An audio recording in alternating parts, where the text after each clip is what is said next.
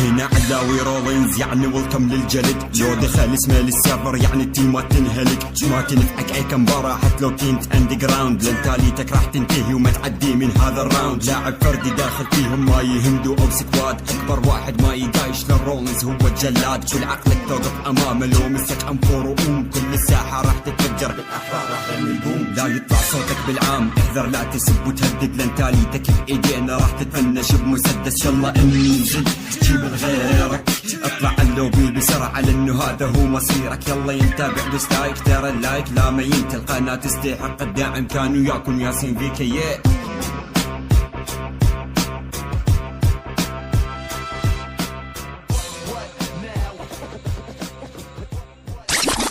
قناة علاوي رولينز، ياسين فيكي على المايك.